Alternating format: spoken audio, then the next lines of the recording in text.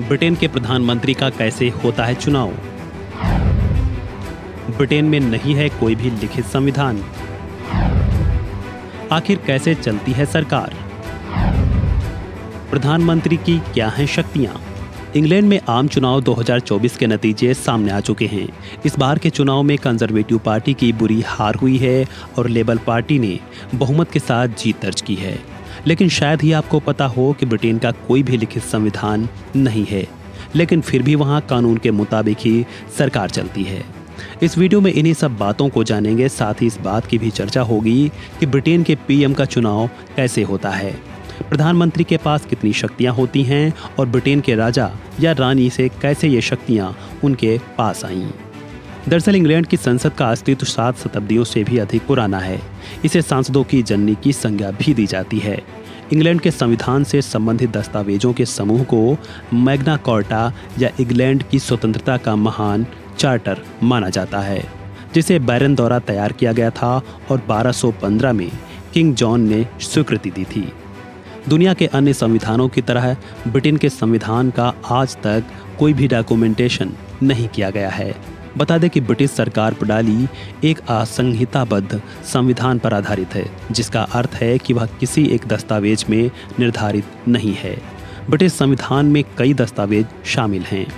Britain के संविधान के लिखित रूप में नहीं होने के पीछे की वजह की बात की जाए तो इसके पीछे कारण दिया जाता है कि संहिताबद्ध संविधान आमतौर पर किसी बड़े ऐतिहासिक मोड़ के बाद बनाए जाते हैं, जैसे कि स्वतंत्रता का अनुदान, क्रांति, युद्ध में हार या सरकार की पिछली प्रणाली का पूर्ण पतन आदि।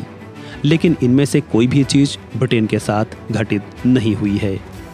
इसी को लेकर कहा जाता है कि यही वजह है कि उसे अपने संविधान को संहिताबद्ध यानी कि डॉक्यूमेंटेशन करने की कभी ज़रूरत नहीं पड़ी। ब्रिटेन के प्रधानमंत्री का चुनाव कैसे होता है, इसकी बात करें तो ब्रिटेन के प्रधानमंत्री का पद सृजित नहीं है।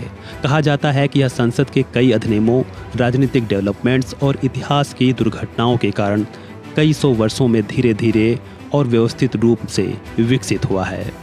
ब्रिटेन में भी भारत की लोकसभा की तरह ही हाउस ऑफ कॉमन्स होता है। इसी तरह राज्यसभा को हाउस ऑफ लॉर्ड्स के रूप में देखा जाता है। तीसरे भाग को संप्रभु कहा गया है। हाउस ऑफ कॉमन्स के 650 सीटों के लिए मतदान होता है।